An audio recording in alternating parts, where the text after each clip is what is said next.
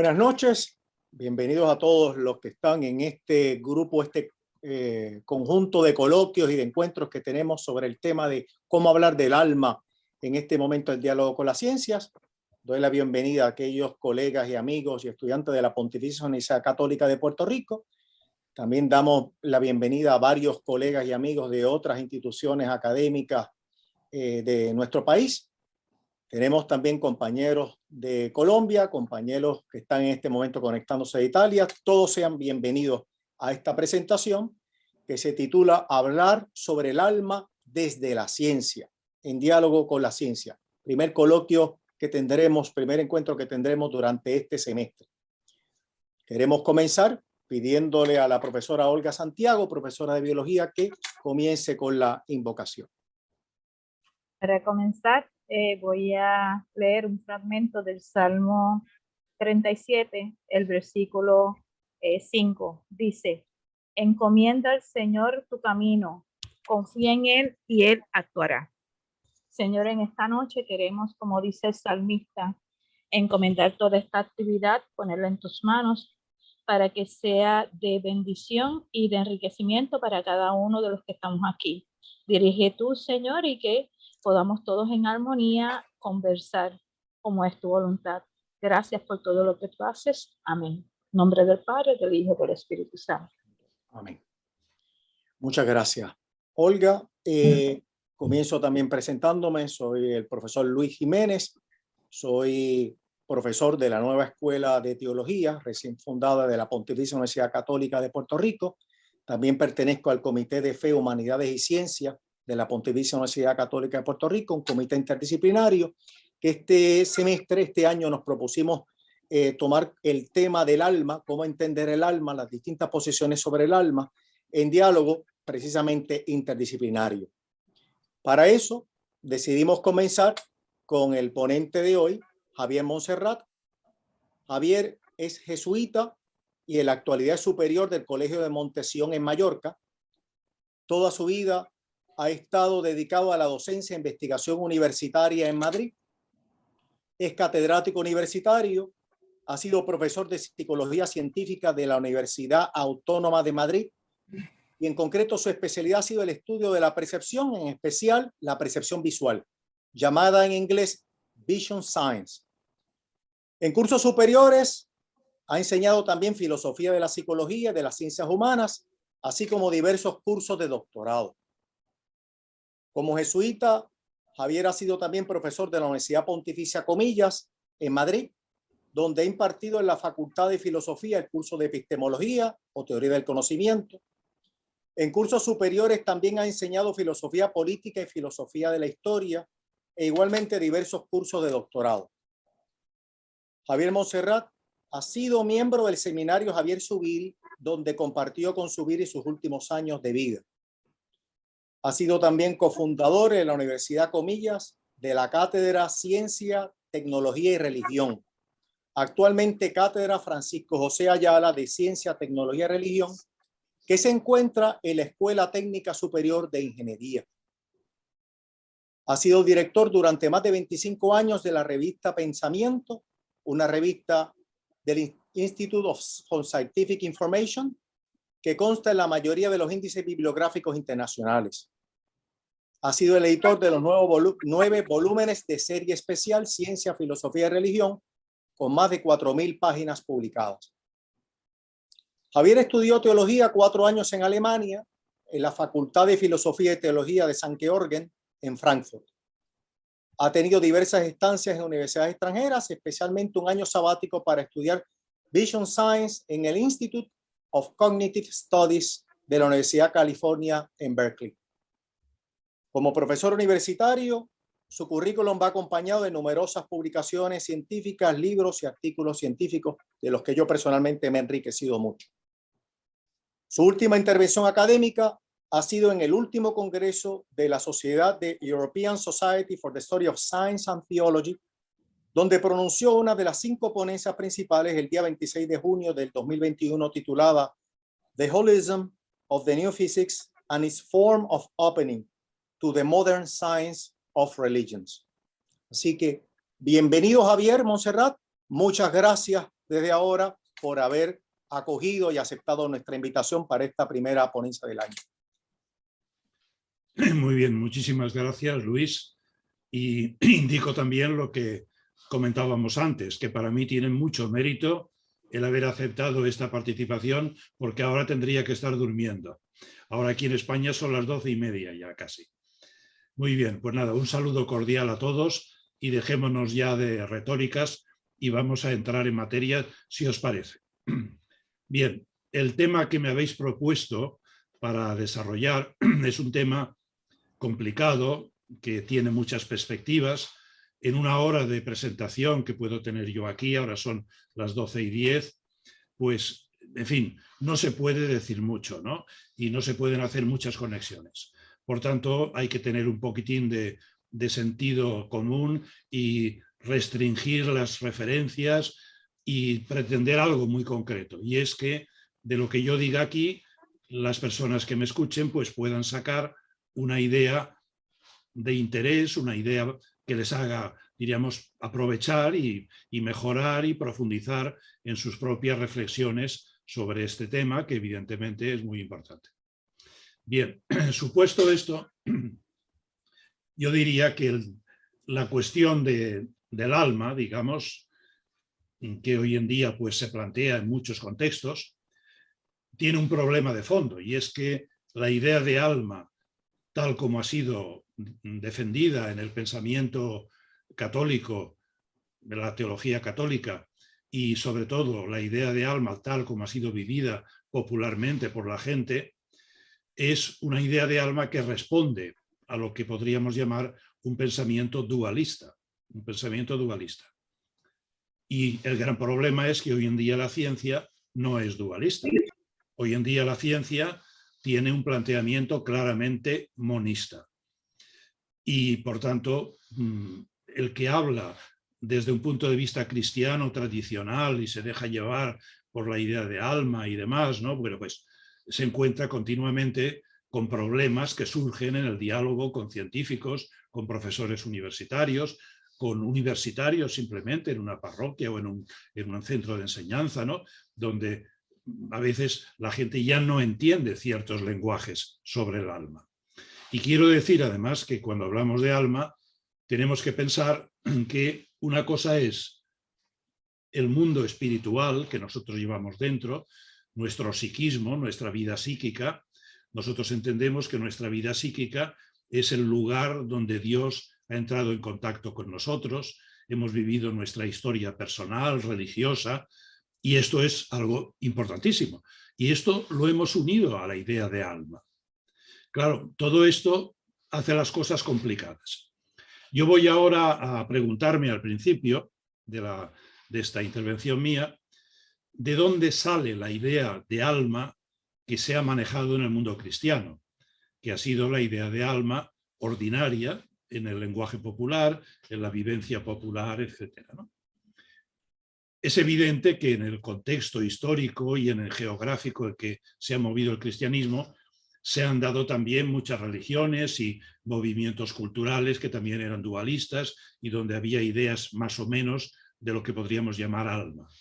Sin embargo, en el mundo cristiano, que es el mundo que se configura a partir de Jesucristo, ¿no? Cuando el pensamiento cristiano va madurando en los primeros siglos, la patrística, después en el tomismo y las otras escuelas filosóficas que ha habido, en todo este proceso, podríamos decir, ha jugado una importancia muy grande el dualismo griego, el pensamiento griego. Ha habido sin duda otras influencias, pero lo que ha marcado, diríamos, el toque de la forma cristiana de entender lo que es el hombre y hacerlo en un marco dualista, esto ha estado muy influido, casi totalmente determinado por lo que fue el pensamiento griego. Por eso habréis visto que en el esquema, en el guión que yo os he dado para seguir estas cuestiones, lo primero que he puesto es la idea del alma en la tradición filosófica cristiana. Y esto nos refiere a la antropología platónico-aristotélica. Todos sabemos historia de la filosofía, yo ahora no me voy a alargar, pero sabemos que el pensamiento griego surgió por una inquietud que se les planteó, que era la inquietud de conciliar y entender de manera armónica dos hechos de experiencia, dos hechos que la experiencia imponía. Uno de ellos era el movimiento. No hay duda de que las cosas se mueven, todo evoluciona, se transforma. Y por otra parte, sin embargo, el universo, el mundo, los seres vivos, tienen una estabilidad, tienen un ser, tienen una permanencia en sí mismos. Aparecen, pues, las dos grandes ideas que van a dar lugar a lo que es todo el desenvolvimiento lógico que sufrió la filosofía griega. Y estas dos ideas son el movimiento y el ser, o si queréis, el ser y el devenir. Por eso se suele decir, cuando se estudia la filosofía griega, que el problema que los griegos se plantearon y que ha dado origen a todo lo que es el pensamiento griego es el problema del ser y el devenir, o el problema de lo uno y de lo múltiple, según cómo se formula. Ya sabemos que para Heráclito todo era movimiento, no existía permanencia, en fin, el fuego eternamente viviente que se crea y se destruye según medidas. Y en cambio Parménides pues pensaba que el universo, los seres, el mundo tenía ser, tenía estabilidad, y por tanto el ser exigía permanecer en sí mismo, porque si el ser se deshiciera, el mundo ya se habría deshecho. Por tanto, el mundo tiene que tener una estabilidad que hay que postular, y de ahí surge el pensamiento parmenideo. Fijaos, pues, que ya desde el principio en el pensamiento griego tenemos un concepto de materia que es algo que se deshace, que evoluciona, y un concepto de ser que permanece. Tenemos ya un dualismo. Un dualismo en el sentido de que el ser no puede derivar nunca al movimiento. El ser no puede producir el movimiento, porque es de por sí estático, es lo que es y permanece en sí mismo. En cambio, el movimiento no puede producir nunca el ser. El movimiento, por su propia naturaleza, no derivará nunca a la estabilidad, sino que será un continuo transitar de una cosa a otra, ¿no? Pues bien, fijaos que de esta idea básica del pensamiento griego se deriva después, ya a través de vicisitudes y autores y demás, que yo ahora no puedo meterme en todo ello, pero se deriva el nacimiento de lo que es, por una parte, la idea platónica del ser, la idea platónica de alma, y después también el mundo aristotélico, la teoría hilemórfica. La teoría hilemórfica que supone que los seres reales están constituidos por dos principios de realidad. Uno es el principio que produce el movimiento, que es la materia, que no tiene ser. Y otro principio es el principio que produce el ser, que es de por sí estático, es de por sí perfectamente estable en sí mismo.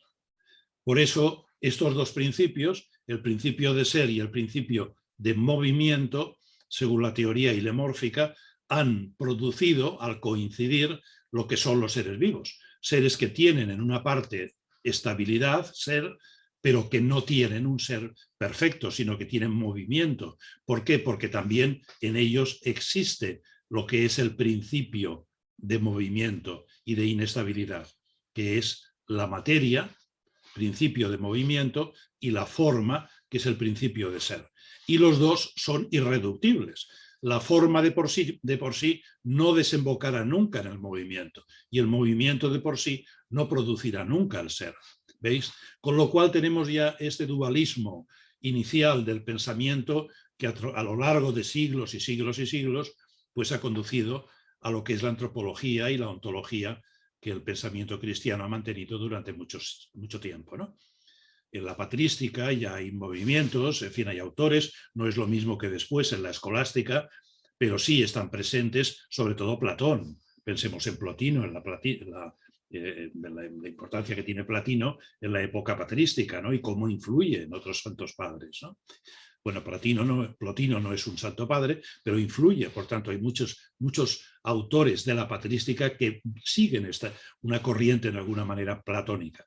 Sin embargo, después, ya a partir del nacimiento en el siglo X, IX, el siglo XI, a partir del conocimiento de Aristóteles, es cuando acaba por configurarse lo que ha sido la gran historia, la gran escuela de pensamiento cristiano en la Edad Media, que después ha durado siglos y sigue todavía presente, que es el movimiento tomista, el tomismo. El tomismo se forma en la Edad Media cuando el cristianismo se interpreta desde la ontología aristotélica, que es, como acabamos de decir, una ontología que a través de la teoría ilemórfica, en el fondo, es una teoría dualista, que es muy difícil no ver que es así es históricamente, ¿no? Y el tomismo asume este pensamiento. Primero está Santo Tomás, naturalmente, no podemos entrar en muchos detalles, que Santo Tomás no es el tomismo posterior, pero sí es el origen de las ideas del tomismo posterior. La escuela tomista, que se forma en el siglo XV, XVI, que es una escuela, diríamos, que nace de Santo Tomás, por esto es tomista, pero en esta escuela las ideas dualistas se radicalizan. Y como ustedes saben, en la teoría tomista, una de las tesis básicas que se discutió siempre con los suaristas era la tesis de la distinción real entre la materia y la forma. Como eran entidades ontológicamente distintas, la materia era el principio de movimiento y la forma es el principio de ser.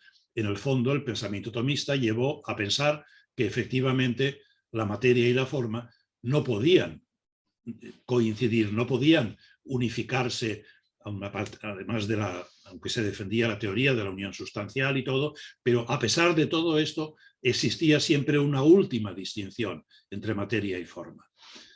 Esto manifiesta efectivamente cómo en el pensamiento tomista el dualismo clásico griego continuó. Y este dualismo, pues en alguna manera, es el que ha estado en la base ontológica de la formación de lo que ha sido la idea del alma, que ha ido siempre unida a la idea de la forma, etc., ¿no? Fijaos que el pensamiento cristiano evoluciona en el siglo XVI-XVII, cuando llega el Renacimiento. En España, el nacimiento de la filosofía de Suárez hace que precisamente la materia deje de tener el concepto que era propio del tomismo anterior, ¿no? La materia, para Suárez, ya tiene ser, la materia tiene algo de ser, no es algo que sea totalmente el no ser, sino que la materia tiene ser para Suárez, con lo cual entra Suárez ya dentro de una visión distinta, ¿no? Que no, sigue siendo escolástico, porque naturalmente Suárez no puede pensar como pensamos nosotros hoy, pero sin embargo es un paso que distancia mucho a Suárez del tomismo y que probablemente, si Suárez hubiera tenido más libertad, habría llevado muchísimo más lejos y habría supuesto el nacimiento de una forma de pensar mucho más distinta del tomismo. En fin, todo esto lo digo simplemente para que veamos que el pensamiento del que ha nacido la idea de alma es un pensamiento dualista que se ha mantenido durante siglos sin ningún complejo, durante el siglo XVI, XVII, XVIII, XIX, y todo esto mantenido en las clases de teología y de filosofía católica, ¿no? y cristiana, podríamos decir también. Y el pensamiento de carácter dualista, pues poco a poco ha ido pasando a la gente. Y la gente ha ido hablando del alma y del alma y del alma, pero con una idea en el fondo dualista. Una idea dualista que cada uno se la imagina como quiera, pero realmente ha dado lugar a una imaginación, una imaginaria sobre el alma en lo que es la cultura popular católica o cristiana, pues que realmente no entra mucho dentro de lo que sería el mundo científico actual, ¿no? Por tanto, esto lo digo como introducción a estas reflexiones para enmarcar, ¿no? Para que tengamos una idea de dónde estamos y de dónde han salido muchas de las ideas dualistas que hoy en día están actuando e influyen todavía en muchísima gente, porque el dualismo en el mundo cristiano no se ha eliminado totalmente, ni muchísimo menos, ¿eh? Bien, frente a esta, diríamos, este despliegue de lo que sería el mundo antiguo en el que nació en el marco de la tradición griega después interpretada por la patrística y sobre todo por el tomismo en la Edad Media y por otras escuelas, ¿no? Toda esta tradición de pensamiento que tenía una antropología, tenía una ontología, todo esto era en las líneas de pensamiento elevado dualista. Y lo que se tradujo en la sensibilidad popular también fue un dualismo que en alguna manera pues la gente lo vivió y lo vivió con mucha intensidad.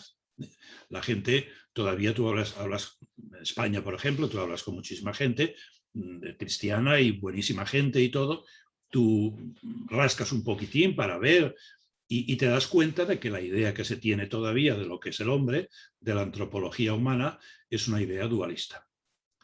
Muy bien, pues se ha dicho todo esto un poco como introducción o primer punto de las consideraciones que pensaba hacer. Ha pasado un cuarto de hora de la conferencia.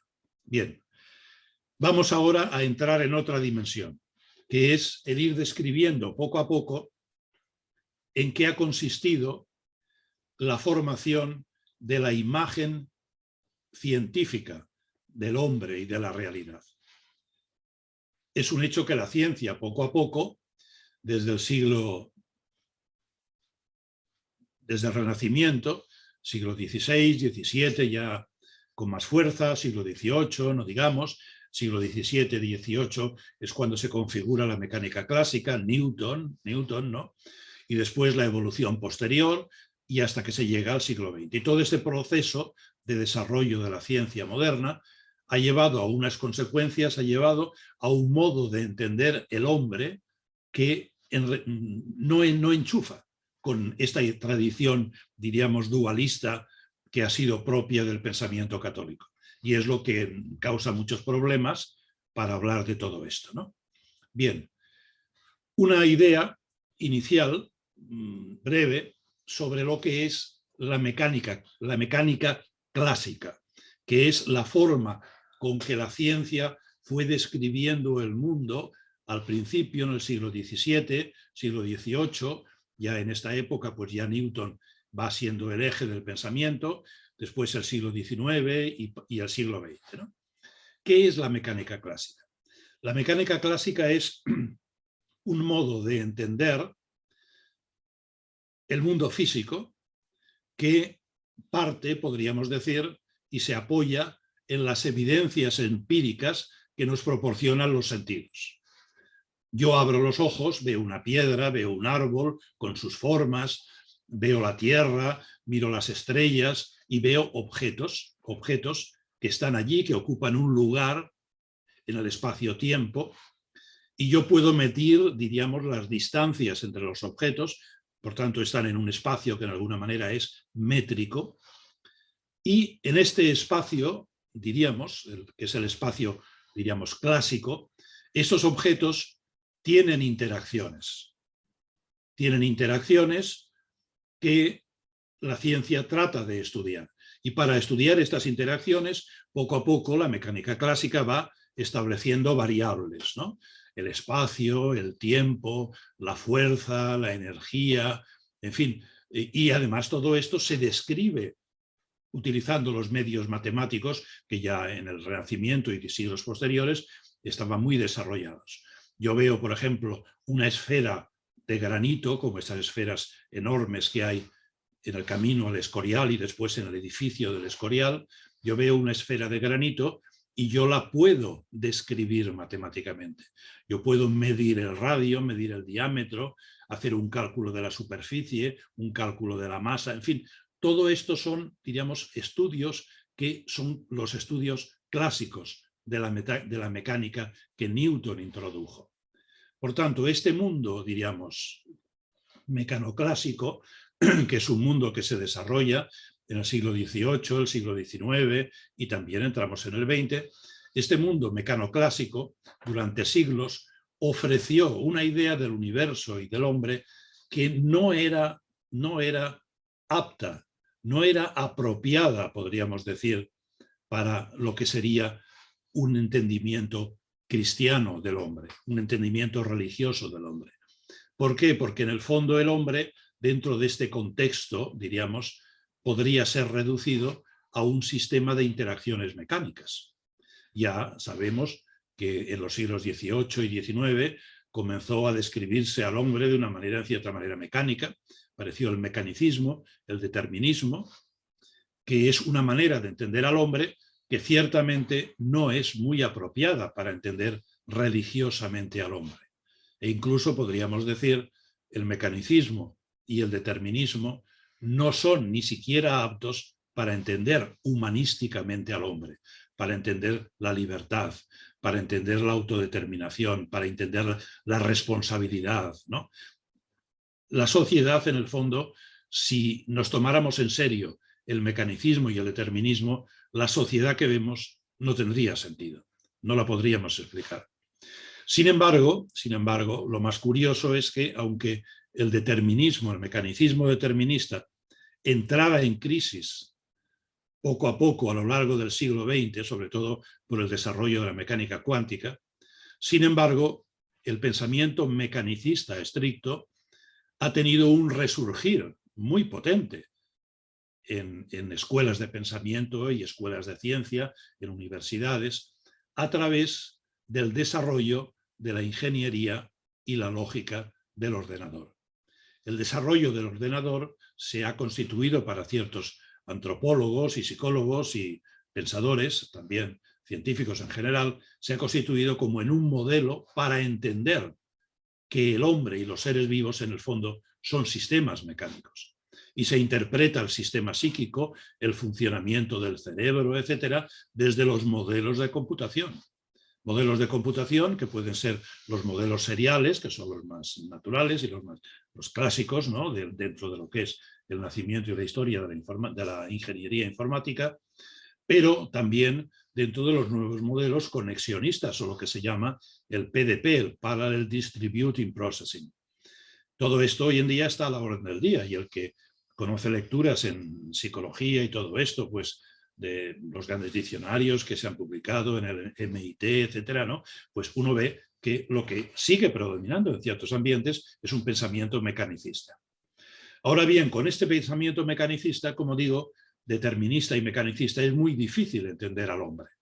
Y entender además, entonces, el hombre, cómo el hombre puede ser religioso, cómo puede ser libremente religioso, cómo puede construir su vida dentro de las vicisitudes y de las alternancias. Es muy difícil de entender.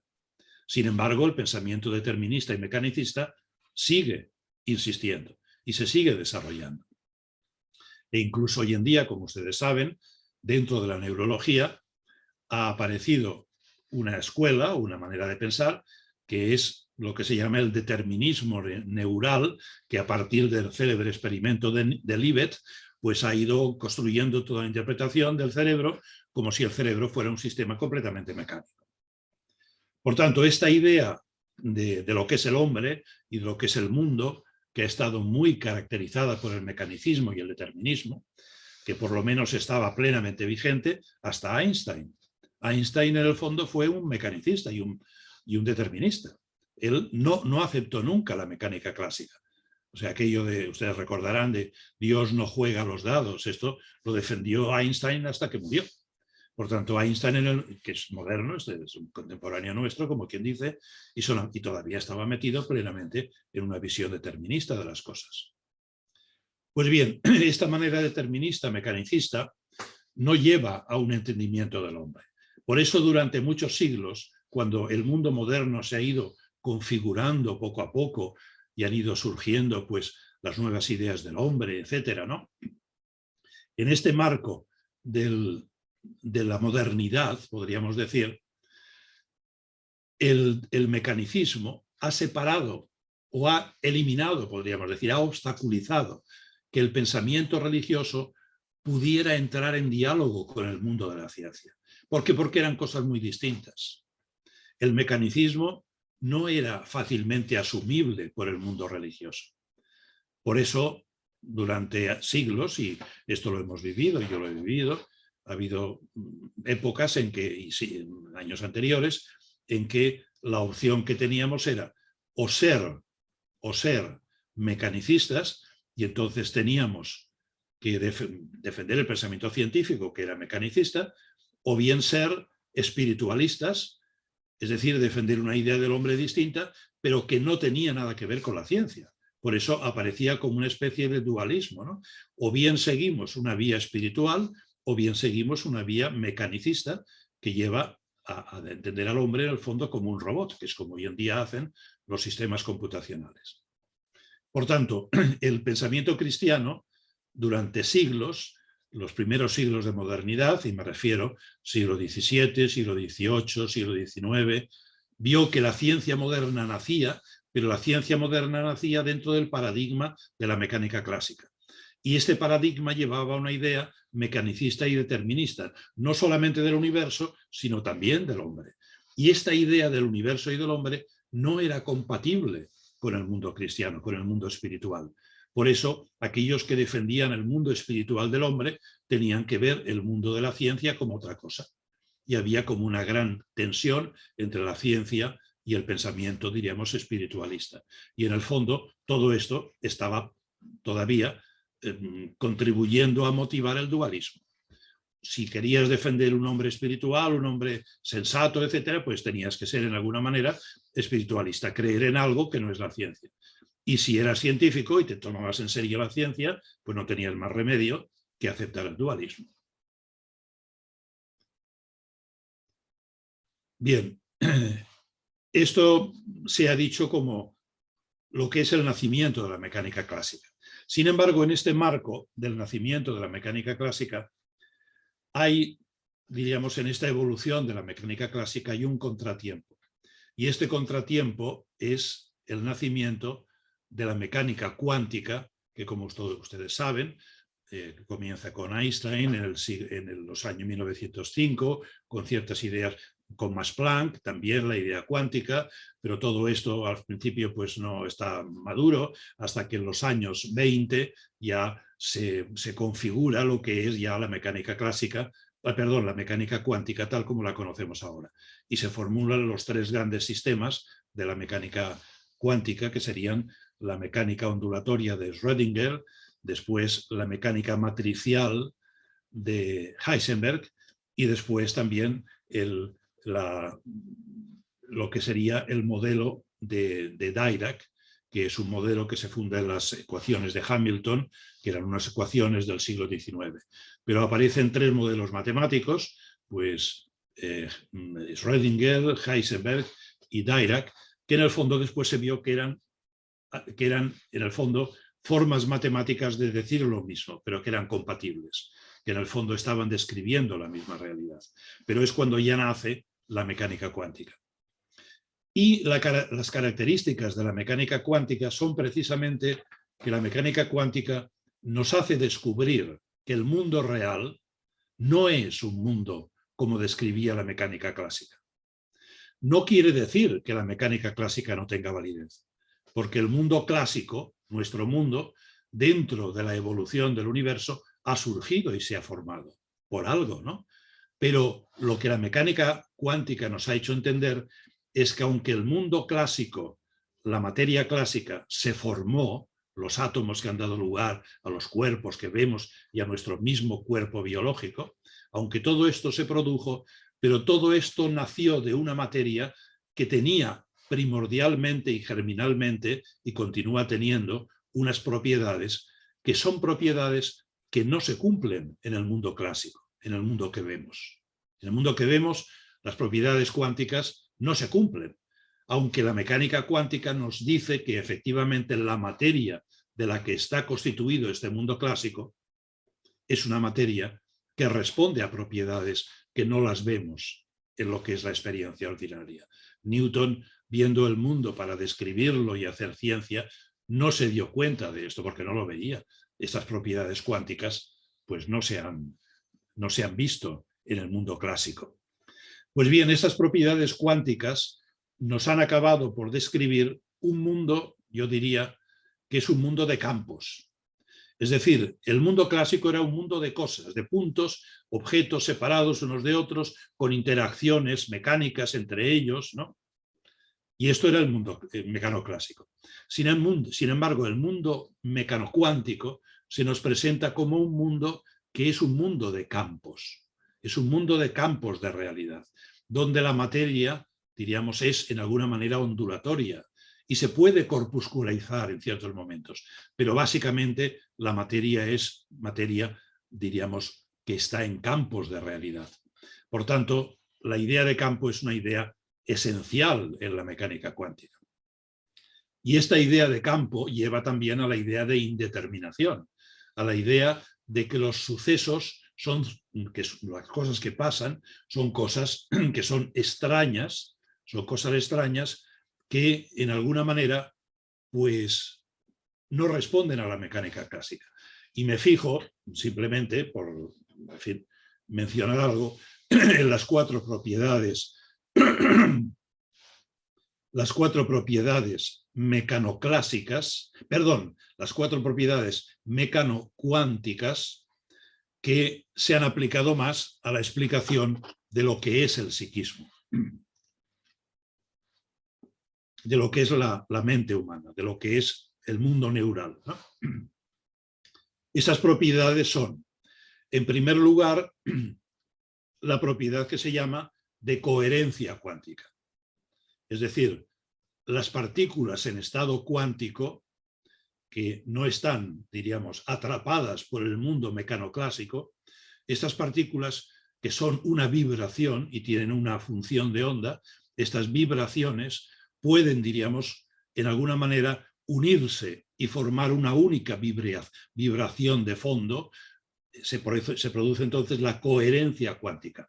Los estados cuánticos de muchas partículas entran en conexión y se produce un estado, podríamos decir, de coherencia cuántica. Segunda propiedad importante es la propiedad de lo que se llama, que es la célebre propiedad, que se llama es la propiedad que escenificó con su historia el gato de Schrödinger, ¿no? Que es la superposición cuántica. La superposición cuántica. ¿Qué significa? Que un estado cuántico puede estar en muchos estados al mismo tiempo y no estar en ninguno. Un electrón, por ejemplo, vibrando en su orbital, no es un punto, una nave espacial que vaya dando vueltas, sino que es una vibración que podría convertirse en un corpúsculo en muchísimos puntos. Y por tanto, podríamos decir que esta vibración del electrón es susceptible de tener muchos posibles estados, pero que en realidad no tiene todavía ninguno. Cuando se produce el colapso de la función de onda es cuando este electrón se corpusculariza en un determinado momento por interacciones del conjunto, etc., ¿no? Pero, en definitiva, la materia cuántica está en estados de superposición cuántica, que permite su apertura a diferentes estados. Después, en tercer lugar, está la propiedad que se llama de la indeterminación cuántica, y es que un estado cuántico, cuando evoluciona a otro estado cuántico, no tiene una evolución determinista de aquí a allá, sino que puede oscilar entre un conjunto de salidas. Y no sabemos si esta salida que toma ahora un estado cuántico es una salida que se toma precisamente por una determinación, sino que hay, y esto lo piensan muchos autores, hay como una especie de autodeterminación de la materia que nos permite decir que la materia no ha ido de este estado cuántico a este otro por una determinación de las causas. Todo eso está muy discutido, pero ahí está el problema en el cual intervino David Bohm muchísimo, ¿no? Y después, en último lugar, he dicho los tres propiedades, y después está una propiedad que todavía es más sorprendente, que es la propiedad que llamamos de los efectos Einstein, Podolsky y Rosen, que es la propiedad, diríamos, de no localidad. Es decir, que los estados cuánticos pueden estar en interacción a través del espacio, pues sin necesidad de una causación local. Por ejemplo, el experimento de Einstein, Podolsky y Rosen mostraba cómo una partícula dividida en dos que se alejan en el espacio, y sobre una de las partículas se hace una intervención, por ejemplo, con campos de polarización, y entonces esta intervención automáticamente produce un efecto a distancia, una causación a distancia. a lo mejor a millones de años luz, que hace cambiar automáticamente en el mismo tiempo la otra partícula. Las dos están, diríamos, lo que se dice entrelazadas, ¿no? Entrelazadas entre sí. Pues bien, todo esto es hoy en día precisamente lo que ha dado lugar a que el gran problema que había durante toda la época del siglo XVII, XVIII, XIX, XX, y es que con la ciencia que había, con la mecánica clásica, no se podía explicar lo que era la psique humana, lo que era la mente humana, el mundo interior del hombre, la sensación, todo esto no se podía explicar. No se podía explicar y esto daba, naturalmente, producía el dualismo, ¿no? Naturalmente. Unos querían reducir este mundo psíquico a la mecánica y otros querían salvar este mundo psíquico, y entonces ya teníamos por una parte el mundo mecánico y por otra parte el mundo psíquico, que es una cosa distinta que no se explica por las leyes de la física. Sin embargo, cuando se produce la aparición de la mecánica cuántica, poco a poco los principios de la mecánica cuántica han ido consiguiendo pautas, líneas de acción, líneas de pensamiento que por primera vez en la historia pueden atisbar lo que va a ser la explicación del psiquismo, que probablemente se dará en los próximos años. ¿Qué quiere decir esto?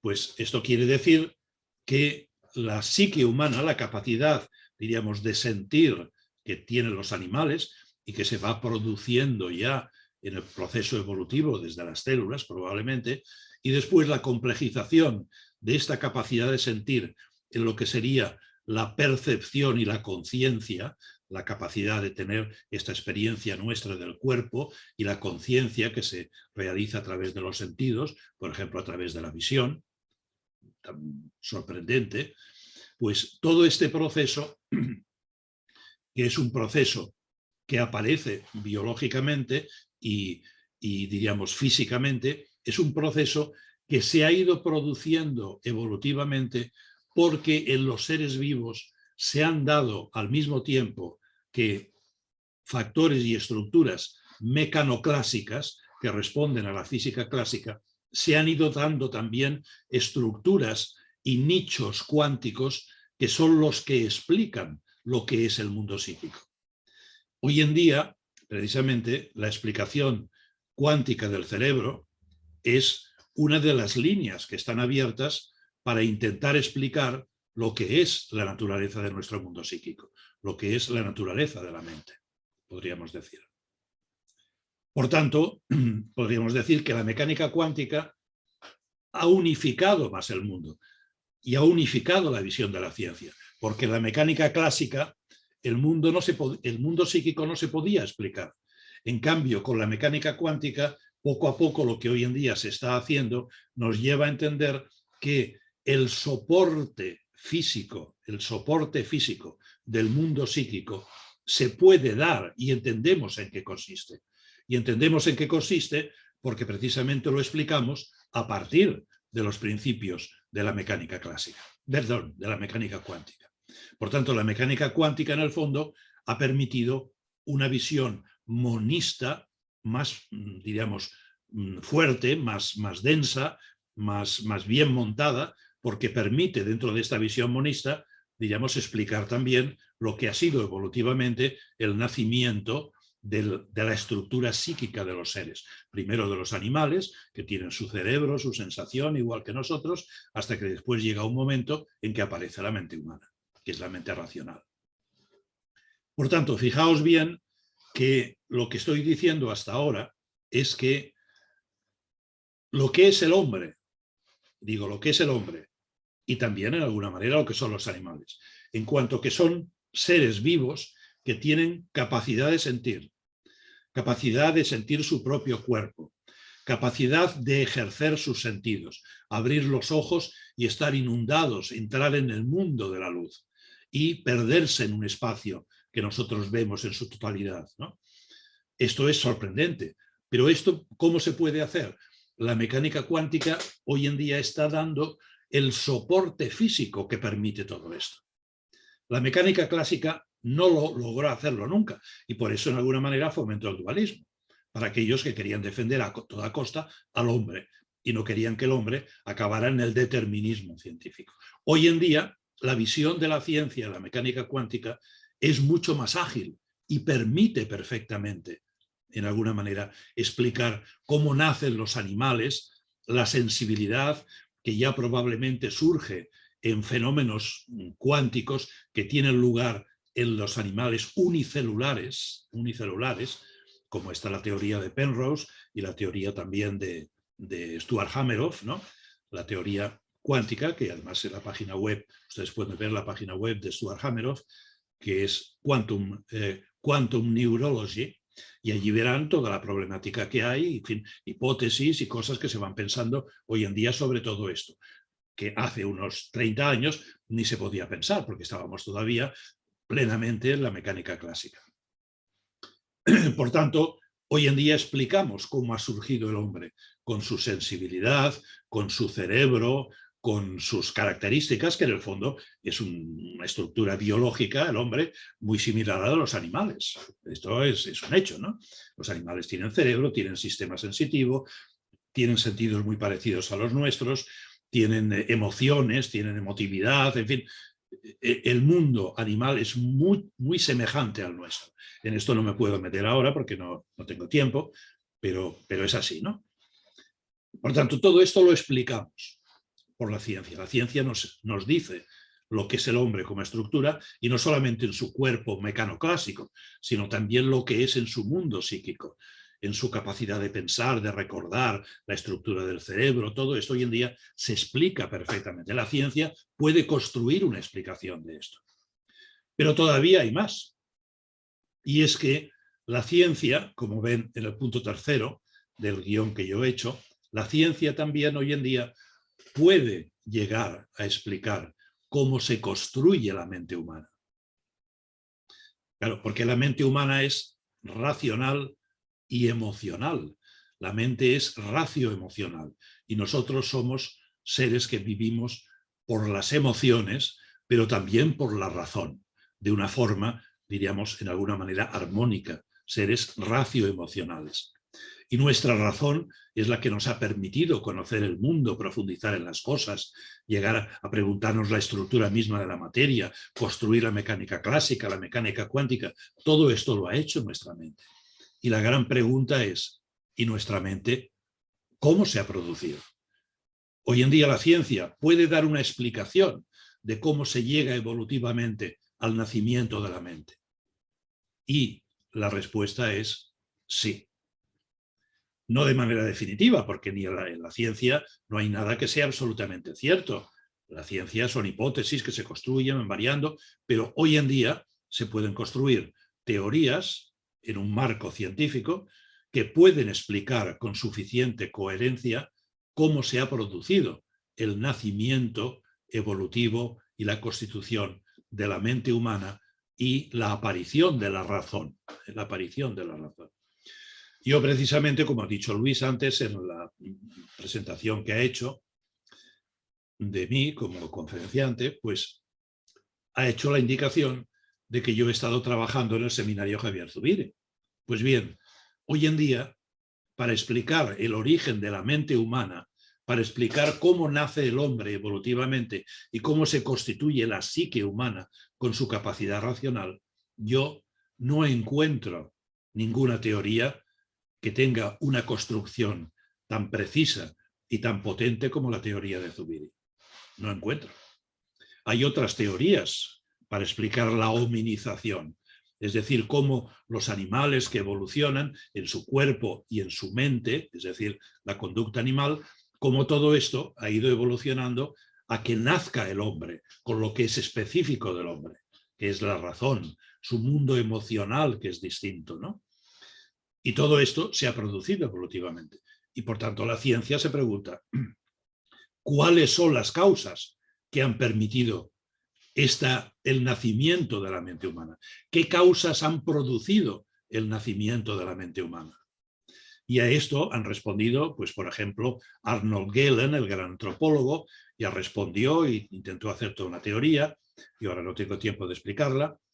Después también, pues, la teoría del lenguaje, por Eccles, por ejemplo, y la mayoría de los neurólogos, pues dicen que la mente humana nació como una exigencia de que el hombre aprendió a trabajar, que comenzó a llevar la posición erecta, quedaron libres las extremidades superiores, trabajó y además al trabajar comenzaron las relaciones sociales y las relaciones sociales, la comunicación, la intercomunicación, forzó a que el lenguaje fuera un instrumento esencial para la supervivencia de los grupos humanos. Y esto precisamente es lo que forzó el nacimiento de la razón. Después la teoría de Lorentz también y de Rupert Riedel, que es de su escuela, también dan una explicación de cómo aparece, digamos, la mente, ¿no? En fin, el marxismo da también la suya, pero la teoría de Zubiri, a mi modo de ver, es la que verdaderamente dice exactamente qué pasó en el cerebro humano para que el cerebro humano fuera capaz de entrar en la razón, para entrar dentro de lo que propiamente es ya la historia del hombre, que la historia del hombre es la historia de la razón. Entonces, la teoría de Zubiri, yo ahora no tengo tiempo de explicarla, porque ahora exactamente, si hemos comenzado hay 10, ahora de mi reloj me falta un cuarto de hora para concluir. Por tanto, no tenemos tiempo, pero ustedes saben que yo le mandé a Luis y a Fabrizio también, pues 3 artículos míos que si ustedes se interesan por todas estas cosas y los leen, tendrán mucha más información complementaria de todo lo que yo estoy diciendo ahora. Y allí una de las cosas que ustedes verán es precisamente la explicación de la teoría de Zubiri. Si después les interesa, pues puedo decir alguna cosita, ¿no? Pero bueno, en resumidas cuentas, ¿en qué acabamos? ¿Qué es lo que yo quiero ahora sintetizar, ¿no? Después de todo esto que hemos ido diciendo. Pues lo que quiero decir es que desde el punto de vista de la ciencia, porque estamos diciendo qué se puede decir del alma desde la ciencia, ¿no? ¿Cómo podemos hablar del alma desde la ciencia? Pues yo diría, la ciencia se ha construido y ha llegado a resultados sin pensar en el alma, porque la idea de la ciencia no era justificar el alma o ver qué tenía que pensar del alma, ¿no? La ciencia ha producido el conocimiento de la realidad a que conducían los hechos, y los hechos han producido el establecimiento de teorías, y poco a poco estas teorías han ido interpretando el mundo, el universo, y después también los animales, los seres vivos, en el marco de la teoría de la evolución, y después el hombre cuya mente se puede ya explicar de maneras convincentes, con hipótesis muy convincentes, y supuesta la mente humana se puede explicar perfectamente todo lo que es el desarrollo del hombre como personalidad, lo que es su mundo emocional, las ideas que mueven su vida, todo se puede explicar hoy en día desde un punto de vista neurológico. Y no puedo entrar mucho en esto, pero es así, ¿no? Por tanto, la ciencia, ¿qué es lo que nos describe? La ciencia nos describe un hombre que es, en definitiva, resultado de un proceso natural y un proceso monista del universo. El universo está constituido por materia y esta materia será lo que será. Todavía no lo sabemos bien lo que es la materia. Pero la materia es, en principio, el origen de todo. Pero todo tiene un origen monista. No hay un mundo dualista, como pensaban los griegos. Y todo aquello del ser y el devenir y la mezcla de que los seres se mueven porque por una parte tienen materia y por otra parte tienen forma. Todo esto hoy en día no tiene sentido, ni se lo plantea la ciencia. Por tanto, la ciencia nos da una idea del hombre en el marco de los resultados de la ciencia.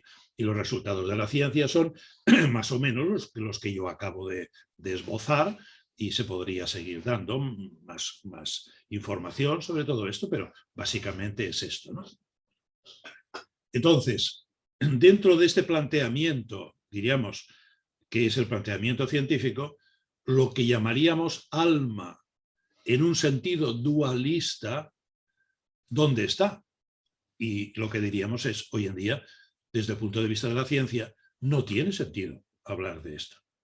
No tiene sentido hablar de alma como se hablaba en el marco de las filosofías y de las ontologías de siglos anteriores. No es posible. No es posible. Sin embargo, lo que sí nos podemos seguir planteando es la persuasión de que el hombre, como ser humano, que tiene su sistema emocional, el hombre que construye, diríamos, su idea de Dios, el hombre que ha vivido por las condiciones de su vida, ¿no? Ha hecho surgir las religiones y ha vivido la religión. Este hombre es un hombre real, que está ahí. Y todo esto que ha hecho el hombre lo ha producido siendo el hombre como nos describe la ciencia. Por tanto, el hombre que describe la ciencia, con las posibilidades y características que nos describe la ciencia, ha ido produciendo lo que es el mundo de las religiones. Ha ido produciendo lo que es la relación básica con Dios, lo que es la experiencia interior de Dios. Ahora no tengo tiempo de hablar de otro capítulo, si les interesa después, es el capítulo de lo que se llama la neuroteología. Hoy en día se sabe que el hombre, las vivencias religiosas que tiene el hombre, la imagen de Dios, lo que podríamos llamar la mística, las experiencias religiosas, se deben a que el hombre en su cerebro evolutivamente, hasta tal punto ha sido importante para el hombre la religión, que ha desarrollado en su cerebro localizaciones que se activan, sistemas de engramas que se activan precisamente cuando el hombre tiene la idea de Dios y tiene las emociones religiosas. Porque la idea de Dios y las emociones religiosas, que se dan más bien las emociones en el sistema límbico, están conectadas precisamente por links que hoy en día se sabe perfectamente lo que son y cómo funcionan. Las teorías esto comenzó a estudiarlo un neurólogo que se llama Persinger, pero hoy en día todo esto está muy estudiado. Los dos grandes autores son Kinley y después uno que se llama Newberg, que es un americano, que los dos han trabajado juntos. Esto hoy en día también se sabe, ¿no? Por tanto, el hombre es religioso. Todo esto que digo, que el hombre es como nos describe la ciencia, no significa que el hombre no pueda ser religioso. El hombre es religioso. Quiero ya terminar, porque ahora me faltan 10 minutos para cumplir los 60 minutos. Quiero hacer referencia a algo que yo, en el conjunto de esta explicación, creo que es muy importante. Y voy a hacer referencia a una pregunta que se ha planteado una persona que ahora diré. Pero la pregunta es, ¿qué es, desde el punto de vista cristiano, aquello que tenemos que defender del hombre? Cuando somos cristianos y creemos que el hombre es un ser que ha recibido la presencia de Dios, que ha vivido la religiosidad, la mística, no solamente en el cristianismo, sino en todas las religiones y a lo largo de la historia. El hombre, cuando ha vivido a Dios, ¿qué es lo que en realidad está haciendo? ¿Y cuál es el fundamento de esta vivencia que el hombre tiene de Dios? Claro, uno pensaría, para justificar esta vivencia, esta religiosidad, hay que tener la teoría tomista, hay que tener la teoría ilemórfica de Aristóteles y después el tomismo medieval o el pensamiento de Suárez o la teoría científica que hoy en día en conjunto como resultado de las diversas ramas de la ciencia tenemos. Y la respuesta es, para defender lo que el hombre siente de lo divino, no es necesario tener una explicación concreta. Lo normal es que hoy en día pensemos que la explicación real de cómo es el hombre o cómo es el universo no es la explicación que concibió Aristóteles, sino es la explicación a la que hoy llevan todas las evidencias científicas. Esto es, y también para entender cómo el hombre es, lo más sensato es decir, vamos a aceptar que el hombre es tal como nos dice la ciencia. Pero para ser religiosos y para ser cristianos, no necesitamos decir que el hombre es tal como nos describe la ciencia. ¿Qué es lo que hay que decir para defender lo que es esencial del cristianismo? Pues hay que defender que el hombre es un ser que con su estructura psíquica, su estructura neuronal, su sistema de emociones, su sistema de conocimiento, es un ser que es capaz de recibir una apelación divina. Y Dios a ese hombre lo ha llamado interiormente. A cada uno de nosotros, interiormente, Dios nos ha llamado y Dios ha hecho acto de presencia en nosotros. Hoy en día incluso la ciencia nos dice que para sentir esta presencia, tenemos ya el cerebro preparado para ello. Porque lógicamente, para sentir la presencia de Dios, siendo seres biológicos, si no tuviéramos una estructura emocional o una estructura cognitiva, difícilmente lo podríamos hacer. Y hoy en día la ciencia nos dice que esto precisamente existe, esa estructura neuronal y cognitiva que nos permite tener estas experiencias religiosas. Pero lo fundamental de las experiencias religiosas, ¿qué es? Lo fundamental de las experiencias religiosas es que el hombre religioso se da cuenta de que él en su vida ordinaria es objeto de esta apelación divina. El hombre vive las angustias de su vida, el sufrimiento, no ve a Dios por ningún sitio, pero sin embargo de manera misteriosa el hombre se ve afectado por esta experiencia interior que es lo que llamaríamos el espíritu o la presencia interior de Dios.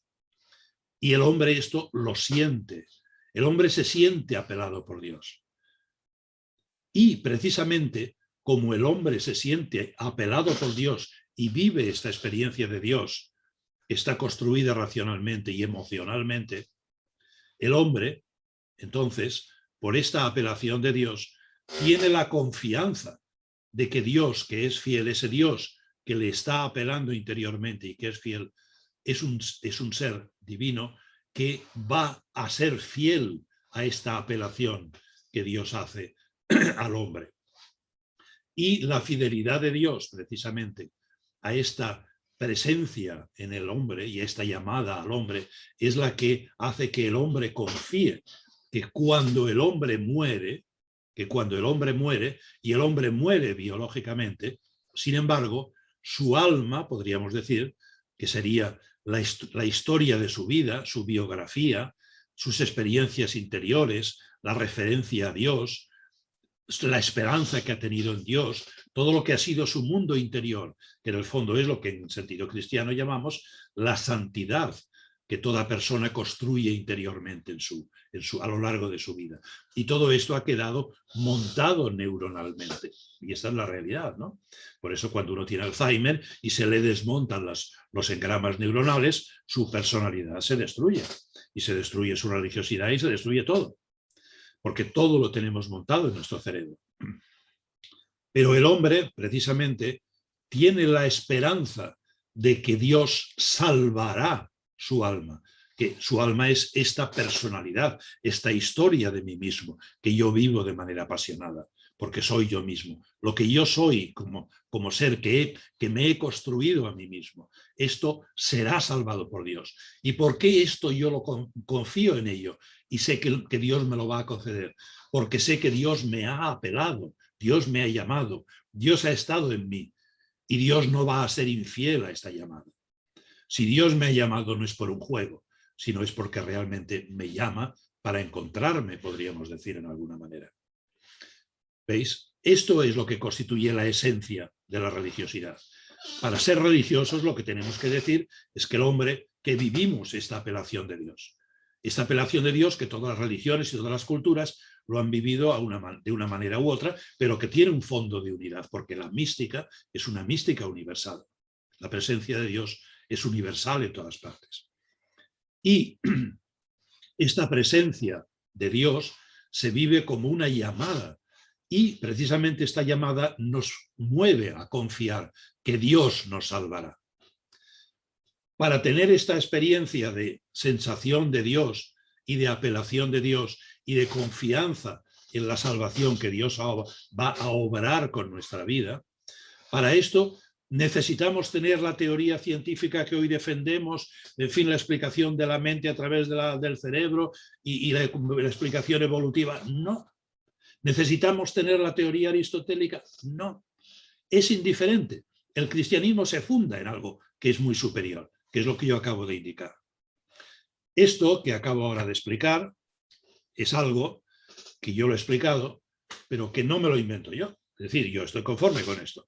Pero esto es lo que ustedes pueden encontrar en un libro titulado Antropología Teológica, en el capítulo 2, que son como unas 80 páginas, lo pueden leer y verán toda esa explicación, escrito por el cardenal Luis Ladaria, que es actualmente el cardenal prefecto de la Congregación para la Doctrina de la Fe, lo que antiguamente era el Santo Oficio. Esta es la explicación que Ladaria da en ese libro, y es la explicación que yo acabo de dar. No es necesario para ser cristiano y mantener el cristianismo, mantener la teoría tomista o la teoría suarista o la teoría de la ciencia actual. Nada. Esto lo que por el sentido común tenemos que decir, ¿no?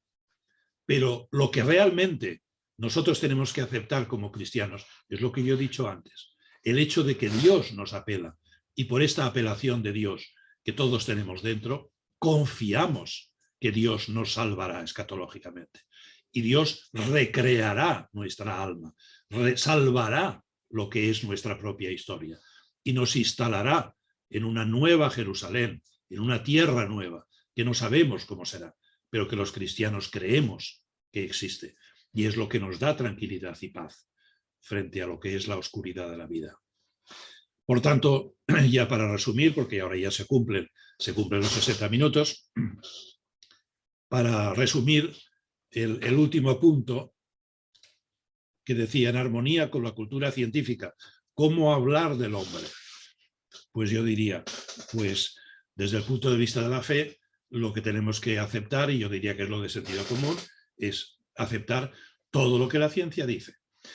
Si la ciencia llega a unas consecuencias que son incompatibles con la experiencia cristiana, bueno, ya veríamos. En momentos la ciencia ha llegado a conclusiones que eran incompatibles y que después la misma ciencia ha superado. Pero en principio el criterio es: hay que vivir todo lo que dice la ciencia. El mundo es tal como dice la ciencia. El hombre es tal como dice la ciencia. Y el hombre que describe la ciencia es un hombre que en principio puede ser perfectamente cristiano y religioso, por descontado. No solamente existe como religión el cristianismo, hay otras muchas religiones. Por tanto, esta sería la actitud. ¿Qué es, por tanto, lo que yo diría, ya en síntesis? Pues que la idea del alma tradicional, que en el fondo era una idea espiritual, porque el hombre estaba comprometido en una idea del alma, que en el fondo era una idea espiritual, ¿no? Y esta idea espiritual y esta salvación de nuestra persona en Dios, en el más allá, todo esto lo podemos seguir viviendo. Y podemos incluso seguir utilizando la palabra alma. No hay ninguna dificultad. Pero esta palabra tenemos que saber que no significa lo que significaría en la tradición aristotélica o platónica, o en la tradición tomista o la tradición de Suárez. La palabra alma puede usarse, puede seguir usándose. Y hay un documento vaticano, me parece que es de la Congregación para la Doctrina de la Fe, que hace referencia a todas estas cosas y dice que, sin embargo, se recomienda que se siga utilizando la palabra alma en el sentido en que se ha utilizado espiritualmente durante toda la experiencia cristiana y la tradición cristiana. Esto no significa que al hablar de alma hoy en día nosotros tengamos que entender que alma es lo que se pensaba en el pensamiento tomista clásico, porque entonces, claro, esto no enchufa con la situación de nuestra cultura. Bien, yo creo que más o menos, aunque sea metiendo muchas ideas en poco tiempo, pues creo que he dado una perspectiva suficiente de toda esta evolución y espero que les haya sido útil. Si quieren ahora podemos comenzar un turno de preguntas. No sé si está previsto o no, pero bueno, aquí me tienen a su disposición. Sí.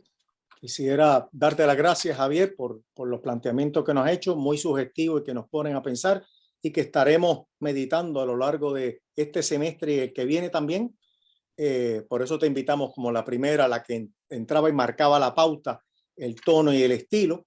Mencionaste lo del cambio de paradigma de una visión mecanicista a una visión cuántica, que es una visión más rica de la materia, más dinámica y no pasiva, donde hay una actividad y una indeterminación que soporte claramente de la dimensión que luego llamaremos dimensión espiritual, que ha venido un proceso de venir de gran complejidad.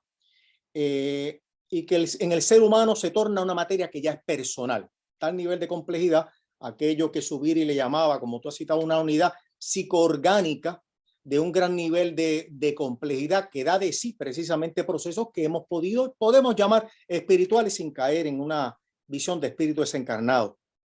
Me hace pensar también, sé que mencionaste la escuela cuántica, neurocuántica, pero me hace pensar también el otro gran neurocientífico, otros dos grandes neurocientíficos, Edelman y Damasio, que curiosamente llaman a eso un espíritu encarnado, que somos embodied spirit, un espíritu encarnado, que es un término que curiosamente los teólogos contemporáneos para evitar el dualismo están utilizando.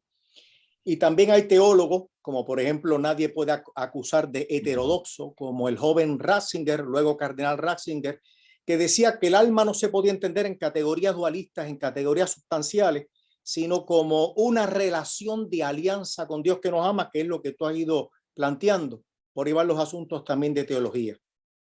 Quiero anunciar que los textos que mencionó Javier están disponibles, los hemos puesto en el chat, también se enviaron por correo electrónico y abrimos ahora una sección de preguntas, de diálogo. Pueden hacerlo por el chat, pero sinceramente preferimos que lo hagan por el micrófono y así pasamos a un diálogo entre varios aquí. Así que en confianza puede ser que lo marquen en el chat que les interesa dialogar para así tener un poco de orden. ¿Alguien que quiera hacer alguna pregunta, comentario?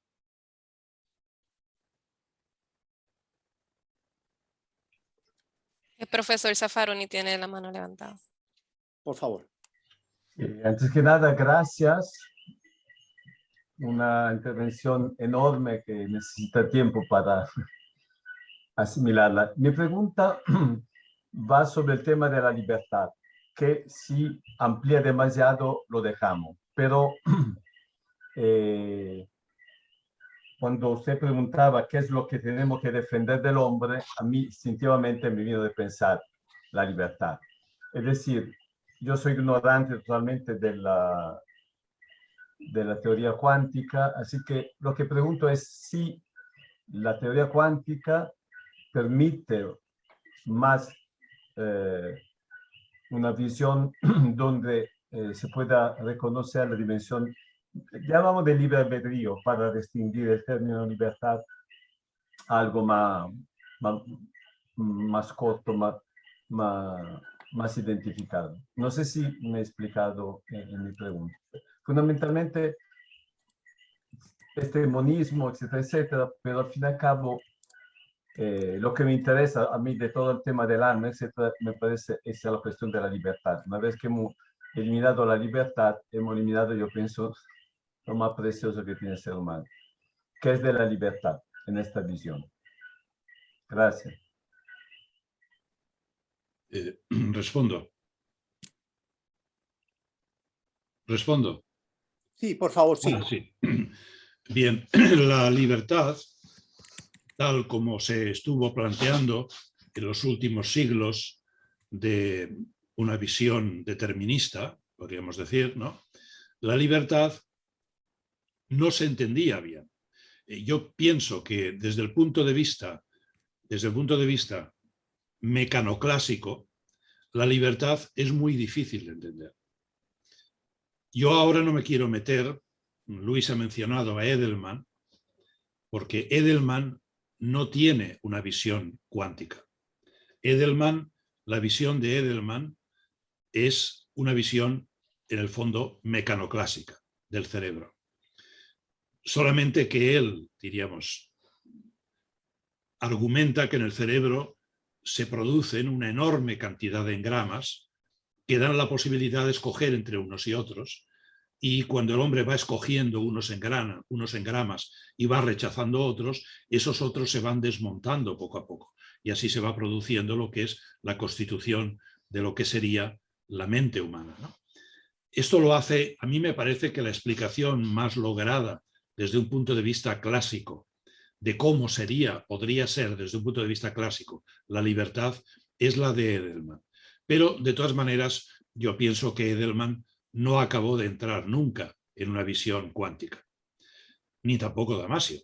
Damasio lo respeta todo lo cuántico, lo respeta completamente, pero él dice que de momento el pasar a una teoría cuántica es demasiado, diríamos, complicado, ¿no? Que todavía tiene que madurar esta teoría. Y todo lo que hace Damasio se mueve también dentro de una visión, diríamos, mecanoclásica del cerebro. Pero desde un punto de vista mecanocuántico, que no es lo mismo que se hace desde un punto de vista mecanoclásico, porque desde un punto de vista mecanoclásico se llega a lo que hoy en día se llama el determinismo neural, que conoceréis esta corriente, hay muchos autores. En España tenemos varios. Un profesor de neurología de la Universidad Complutense de Madrid, que yo lo conozco, amigo mío, y lo hemos invitado a dar conferencias, José Rubia, no sé si lo conocen, que tiene varios libros de popularización también. Este se creía todo lo del determinismo neural, pero como el ABC, ¿no? O sea, totalmente, ¿no? Pero claro, estos en el fondo acaban negando la libertad, porque el hombre acaba siendo un robot, como también hacen las visiones computacionales del hombre. En cambio, la visión cuántica permite, de manera que tiene que estudiarse mucho más, tiene que profundizarse mucho más, pero por ejemplo la visión cuántica permite pensar que en el cerebro existe un sujeto psíquico que es el que en alguna manera, diríamos, actúa sobre el cerebro y sobre los estados cerebrales. Y en el cerebro humano puede haber muchos estados cerebrales que están en lo que antes yo he llamado superposición cuántica, que son estados que pueden derivar a una cosa o estados que pueden derivar a otra. Y el que induce este colapso del cerebro en un programa de conducta o en cosas concretas es precisamente el sujeto psíquico, que es el yo. Pero en este cerebro cuántico, podríamos decir, el sujeto tendría, diríamos, una estructura apropiada para no verse obligado ni determinado a actuar de un cierto modo, porque el cerebro está abierto a posibilidades. Y está abierto a posibilidades precisamente porque es un cerebro cuántico donde muchos estados están en superposición. Por eso, desde el punto de vista de las teorías cuánticas, que yo no es que crea que está todo demostrado perfectamente, pero lo que yo ciertamente creo es que desde un punto de vista clásico no se explica nada y no se llega a explicaciones satisfactorias, y que la única vía explicativa heurística, como ya decía von Neumann en los años 50, una vía heurística de búsqueda para la explicación del psiquismo es la vía cuántica, no hay otra. Algo he dicho sobre la libertad, pero bueno, yo creo que la libertad, efectivamente, como tú dices, es esencial y es lo básico. Nosotros, y además como cristianos, ¿no? Como cristianos yo a veces suelo decir que el Dios en que los cristianos creemos es un Dios que ha creado un universo para la libertad. Y en el fondo es así. Muchas gracias, Javier. Vamos a dar la palabra a Pedro Subirats, que levantó la mano para hacer una pregunta, un comentario. Tiene el micrófono apagado, si lo pueden encender.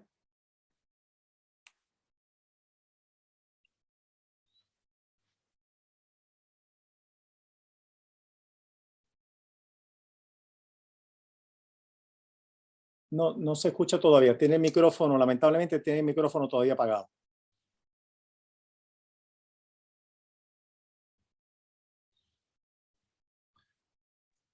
Mute. Ahora se le escucha muy bien. Muchas gracias. Bueno, ya saben mis limitaciones tecnológicas.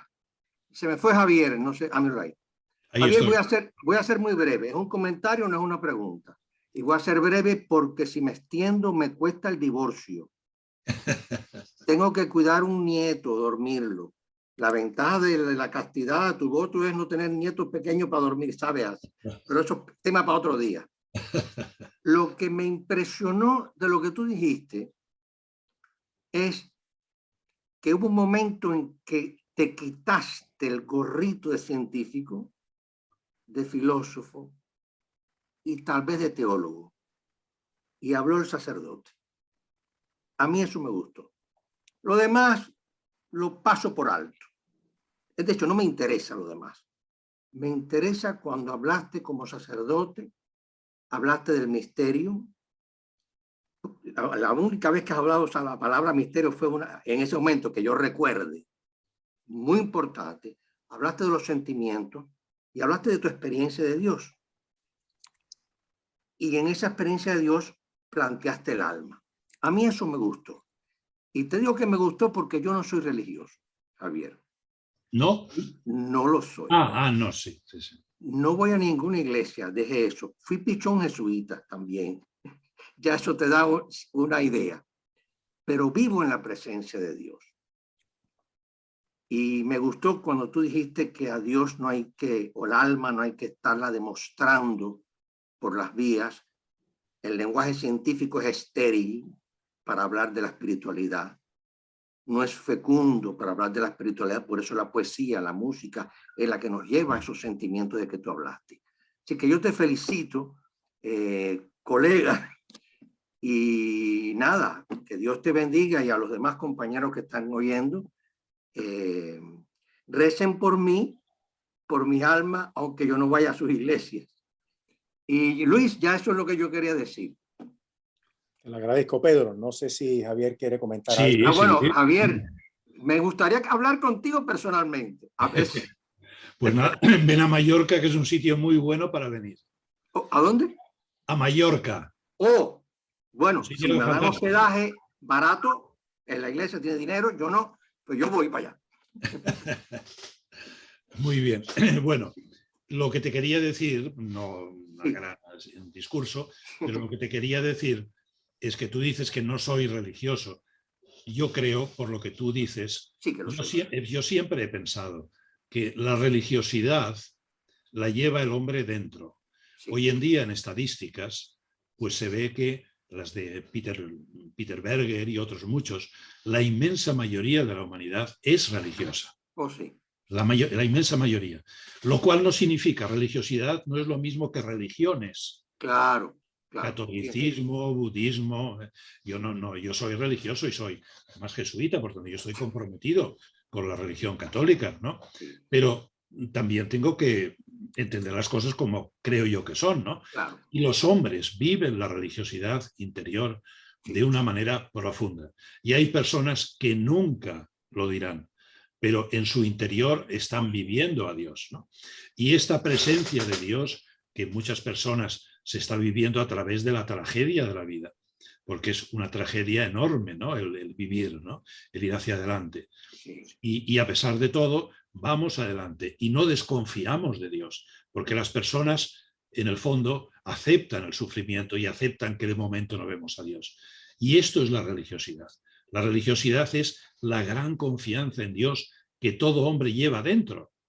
Y además esa confianza en Dios y apertura a Dios es lo único que puede dar estabilidad y paz, consuelo en la vida. Porque los ateos, en el fondo, ¿qué pueden esperar? No es que yo sea un aguafiestas, pero es lo que es, ¿no? Es lo que es. En cambio, el hombre religioso es un hombre que puede vivir con una mentalidad que tiene como un realismo mágico, ¿no? Vive con una ilusión, vive con poesía en el fondo, ¿no? Y yo te diría, sigue con la religiosidad que tienes. Gracias, Javier. Un beso. Adiós. Un beso.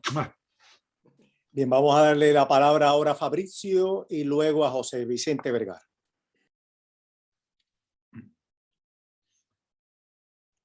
¿Se me oye? Sí, ¿verdad? Sí, ahora sí. Gracias, es que sí, efectivamente, como decía Zaffaroni, hay muchísimas cosas en esa presentación que habrá que mascar y asimilar, ¿no?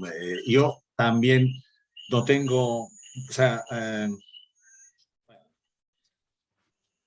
me gustó pensar varias cosas, ¿no? En primer lugar, por ejemplo, el hecho, y esta es una de las razones principales de esa serie de diálogos y otros que hemos tenido y otros que queremos tener entre las humanidades, la filosofía, la teología, el arte y la ciencia, ¿no? Porque yo también estoy convencido que hay que asumir, por decirlo así, lo que hoy sabemos del mundo, de la vida, de nosotros, y también gracias a la ciencia, y entonces hay que partir de ahí, ¿no? O sea, hay que reflexionar sobre esto.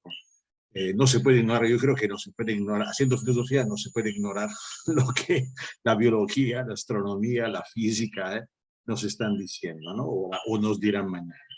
Pero también respecto a esto, o sea, una primera pregunta sería, ok, hay que asumir lo que dice la ciencia, ¿no?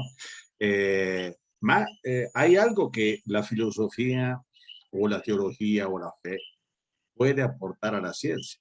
O sea, yo como filósofo me pongo ahora a escuchar y aprender de lo que me dice el colega de ciencia. ¿Y el colega de ciencia tiene algo que aprender de mí o no? Esa sería la primera. La otra es que, entonces, me llama la atención un poco ¿sabe? Usted o tú, hablado de la física cuántica, ¿no? Como de una especie de revolución, dijo que ya lleva décadas, que ha roto o ha obligado a dejar o ampliar, ¿no? Y a cambiar el paradigma, podríamos decir, mecanicista, o sea, aunque actualizado y sofisticado, pero toda, y ha abierto una ventana nueva, ¿no? La pregunta era si, además de la física cuántica, si no ha habido en la ciencia, o en otras ciencias, por ejemplo, en la biología, otras aperturas. Es decir, que no, si no es solamente la física cuántica, por decirlo así, la puerta abierta y el carril sobre el cual vale la pena, ¿no? O sea, reflexionar y hacer cuentas. Porque, por ejemplo, yo he escuchado mucho, algo, ¿verdad? De lo que, sobre todo algunos biólogos, bueno, pienso en Maturana Varela, pienso en un señor que se llama Pierluigi Luisi, que ha escrito un libro que a mí me parece muy interesante, muy importante, con Fritjof Capra, sobre lo que ellos llaman la visión sistémica de la vida. Yo encuentro que ahí, en eso que llaman la visión sistémica, creo que hay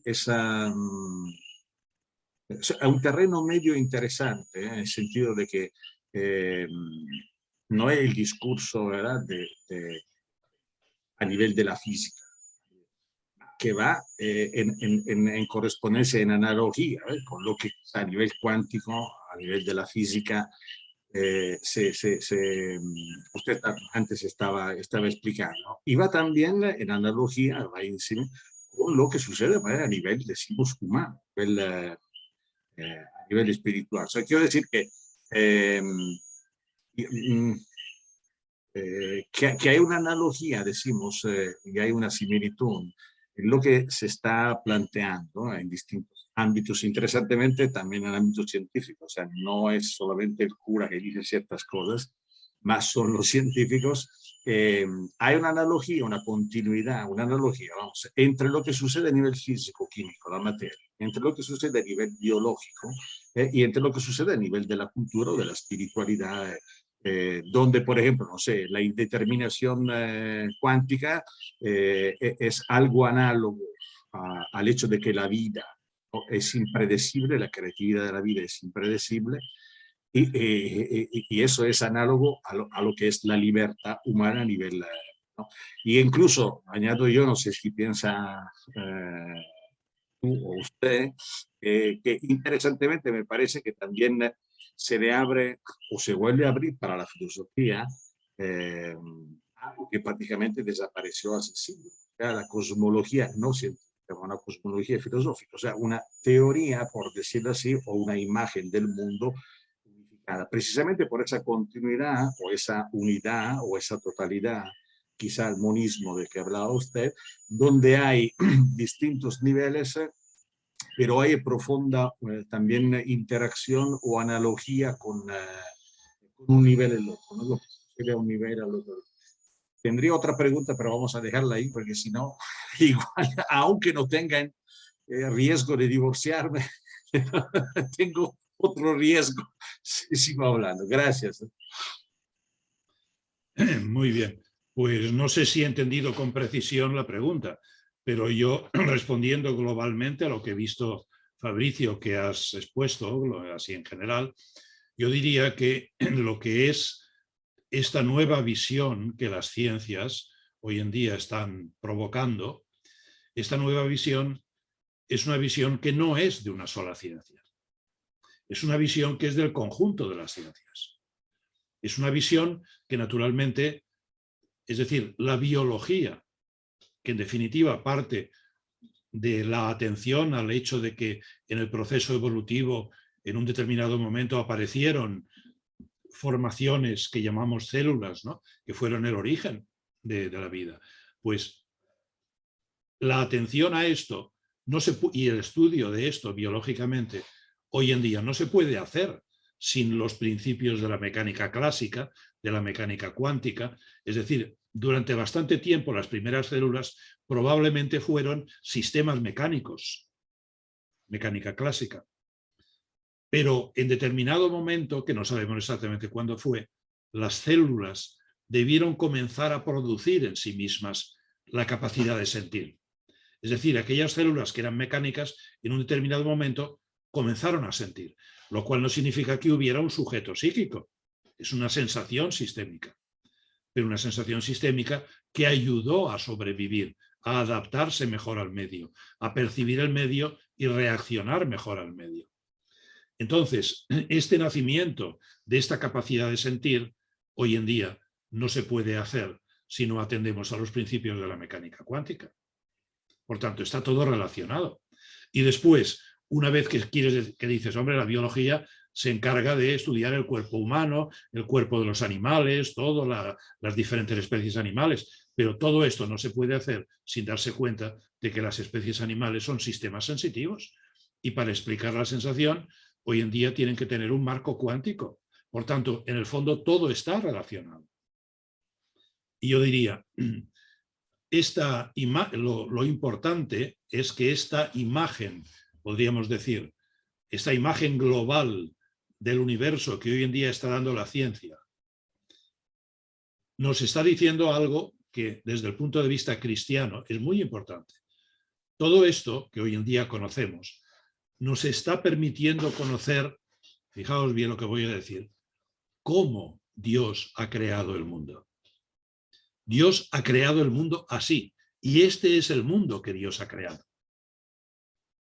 Por tanto, si nosotros queremos entender, vuelvo atrás, digo, y este mundo que Dios ha creado, en este mundo, en la creación, Dios en alguna manera se ha manifestado a sí mismo. Dios nos ha dado un mensaje. Es lo que en teología se puede llamar la voz del Dios de la creación. El Dios que se ha manifestado en el mundo, tal como ha hecho las cosas y ha hecho al hombre. Y este mundo, diríamos, también este mundo, la voz del Dios de la creación, por tanto, cómo ha hecho el mundo, esto es la base para que entendamos qué es lo que significa la revelación, qué es lo que significa el misterio de Cristo. Yo no tengo que interpretar o entender el misterio de Cristo desde una antropología platónico-aristotélica, sino que yo tengo que entender el misterio de Cristo según la forma que yo entiendo que Dios ha manifestado en la creación. Y esto nos lleva a nuevas teologías, nos lleva a nuevas hermenéuticas y también, naturalmente, a nuevas antropologías. Evidentemente que esta imagen cuántica que estamos dando es para la poesía, por ejemplo, para la poesía, por ejemplo, es algo mucho más potente, porque el poeta se siente inmerso en el universo, siente las cosas, la luz, la belleza, ¿no? Y se siente unido a todas las cosas, siente su propio cuerpo. Es decir, la poesía es, en alguna manera, la vivencia de un mundo cuántico. La poesía no es la vivencia de un mundo mecanoclásico, aunque lo es, pero no totalmente. Sobre todo la poesía, en sus aspectos más maravillosos y más conmovedores, es la experiencia de un mundo cuántico. Por eso, en el fondo, yo creo que todo está relacionado y tenemos que tender a que todo se relacione. La literatura, la antropología, la historia, la teología, la física, ¿no? Por tanto, las diferentes materias se iluminan. Y lo que hoy en día es muy difícil hacer, querer hacer una teología que ignore lo que es el mundo científico. Hay que conocerlo. Sí.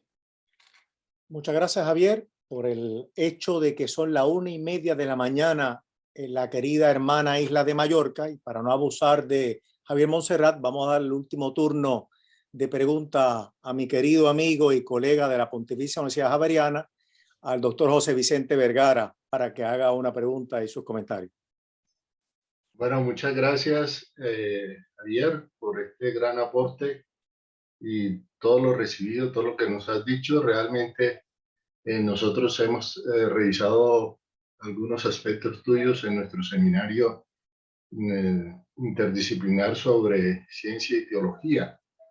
Y bueno, escuchándote, quedan muchas preguntas, quedan muchas cosas en el tintero, pero de manera rápida yo quiero preguntarte, cuando hace referencia a la investigación de Hameroff y Roger Penrose, y teniendo en cuenta la afirmación que hacías de salvar algo del ser humano y sin pretender ningún tipo de vuelta hacia el dualismo, ¿podríamos nosotros salvar algo en el proceso de la construcción del individuo en los temas neurológicos? Es decir, tal como lo plantea Roger Penrose con relación al trabajo que él venía planteando sobre los microtúbulos.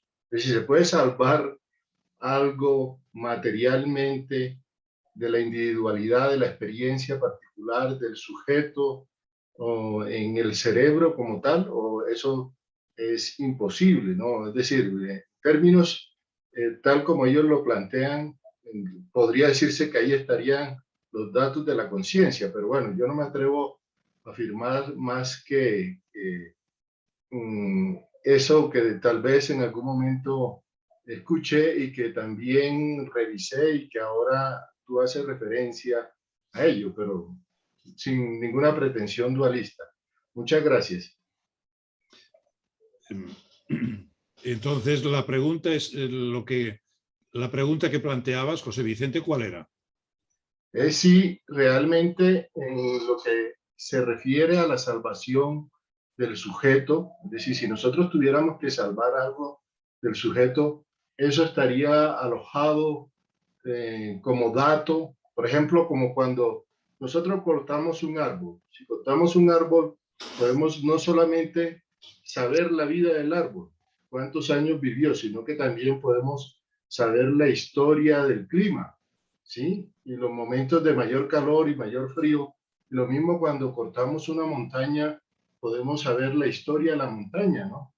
En el sujeto humano podría obtenerse un dato de la experiencia, de la conciencia, de la individualidad, ¿o no? Sí, yo pienso que lo que hoy en día nos dice la neurología es precisamente que cada ser humano está viviendo su individualidad y está construyendo su individualidad.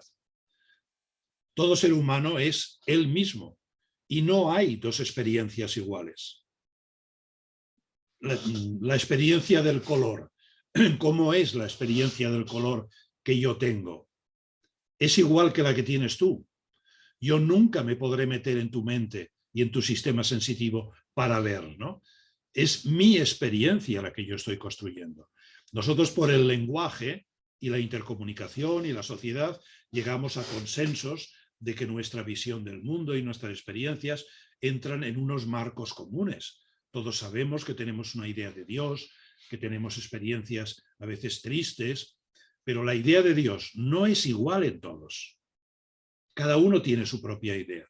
Ahora, lo que cada uno hace a través de su vida es construir lo que Dios ha pretendido, porque Dios ha construido este escenario del mundo para que cada uno pueda construir su santidad. Y construir la santidad es que uno pueda construir su propia historia personal.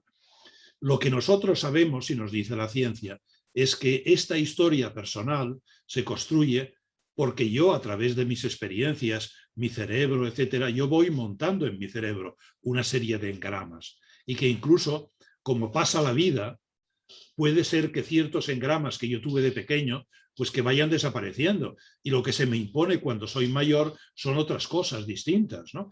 Pero el conjunto de lo que yo he vivido es mi propia historia, es mi persona, soy yo, el que yo he hecho con mi libertad día a día. Y esto está en mi cerebro. Si yo tuviera Alzheimer, todo esto se desmoronaría. Yo perdería mis recuerdos, mis experiencias de niño, la imagen que tenía de mis padres, etcétera, ¿no?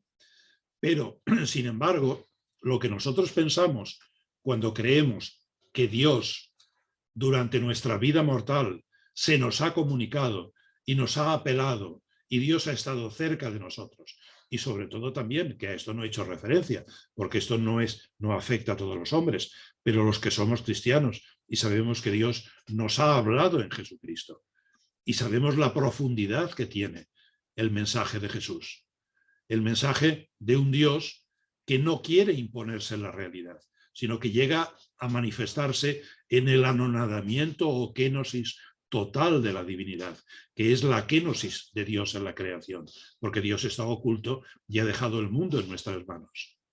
Entonces, lo que Jesucristo nos dice es todavía mucho más profundo para que nosotros iluminemos nuestra vida. Pero como nosotros sabemos, y esto lo tenemos que aceptar, que la ciencia nos dice que esta estructura que yo tengo en mí, que son mis recuerdos, mi personalidad, esto no es algo que esté metido dentro de un alma, que cuando yo me muero, pues esta alma sube como un globito y ahí está todo. No es esto, ¿no? Todo esto nosotros sabemos por la ciencia que va a desaparecer los engramas. Pero nosotros sabemos, y esto pertenece a nuestra confianza en Dios, que Dios nos salvará. Y que nos salvará significa que esta historia que Dios la conoce, la mía y la de todos los seres humanos, que Dios la salvará y que la salvará de una manera rica. Es decir, lo que yo seré como, diríamos, ser resucitado en el más allá, yo no lo sé, pero yo sé que mi ser será mucho más rico, porque Dios me salvará y seré yo mismo, pero seré yo mismo de una manera más plena. Entonces lo que sabemos es que mi individualidad perdura. Y esto es lo que constituye precisamente la fe cristiana en la inmortalidad. Inmortalidad no en el sentido de que no muramos, porque morimos, sino que seremos salvados después. Y en este sentido no moriremos definitivamente, sino que nuestra vida será asumida por Dios en la eternidad, o en la vida divina que no sabemos en qué consiste. ¿Veis? Por tanto, en ese sentido, nuestra individualidad, creo yo, que con esta mentalidad que podemos recibir de la ciencia, se entiende perfectamente. Hay un texto que yo en uno de mis escritos, me parece que lo cité en un artículo que yo escribí sobre John Polkinghorne, en la revista Pensamiento, precisamente, que después se publicó también en inglés en otra parte. En este artículo yo cité un texto de Polkinghorne, donde Polkinghorne explica perfectamente lo que Dios va a salvar. Y da una descripción preciosa, John Polkinghorne es uno de los grandes, él es físico teórico, es además sacerdote, en inglés, ¿no? Y es un gran creyente, y es premio Templeton, uno de los premios Templeton. Y además John Polkinghorne ha estado con nosotros en Madrid y en Barcelona también, yo lo conozco, ¿no? Entonces John Polkinghorne es una persona fantástica y que tiene una explicación preciosa de esto, ¿no? Y me refiero al artículo este mío sobre Polkinghorne. Muchas gracias, Javier. Quisiera darte las gracias y terminar esta presentación. Un abrazo, aunque sea virtual, de agradecimiento. Es muy meritorio que has llegado casi hasta las 2 de la mañana de tu hora allá por acompañarnos a nosotros, por ponernos a pensar y a reflexionar. Muy agradecido. Le voy a pedir antes de despedirnos a Fabricio Aciaro, que es el presidente del Comité de Fe, Humanidad y Ciencia, que dé un anuncio corto para entonces luego despedirlos a ustedes, todos amigos de aquí de Puerto Rico, Colombia, que están en Italia, tú que estás en Mallorca. Así que, Fabricio, por favor. Y seguro, gracias a todos rapidísimamente, pero vendría gana, ¿verdad?, de darnos cita también con nuestro huésped para otra vez, para continuar dialogando. A ver si será posible seguir abusando de su sueño en otra futura ocasión, también en otro horario.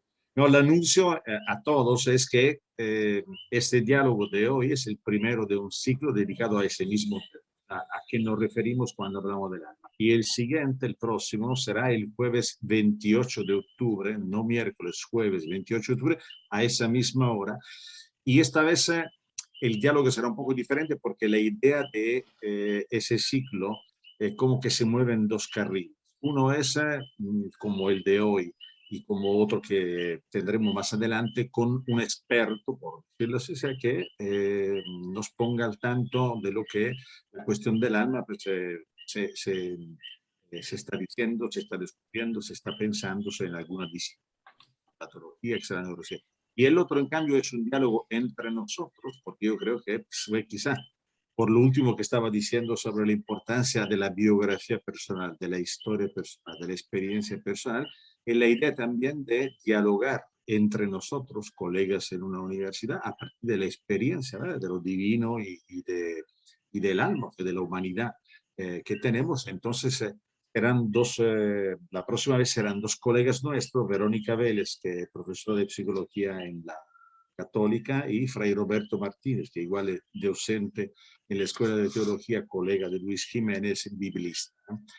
Así que la cita, sí creo, si nadie se moleste por eso, a todos los que participaron hoy le enviaremos la promoción de la actividad y el enlace para facilitar la participación, si eso es lo que le puede interesar. Fabricio, una pregunta. Sí. Sería el jueves 28 para las 7 de la noche, hora de Puerto Rico, ¿cierto? A las 6, como a las hoy, 6 también, 5 a de las la 6. tarde, hora de Colombia, para los Ok, compañeros colombianos que están preguntando. 6 de la tarde, hora Puerto Rico, exacto. Y 5 de Colombia. 5 de Colombia. Perfecto. Muchas gracias. Pues no, a ti, a nuestro huésped y a todos los que asistieron el día de hoy. Buenas noches. Un saludo a todos. Muchísimas gracias. Bueno, Muchísimas gracias. Hasta pronto. Hasta pronto. Saludos.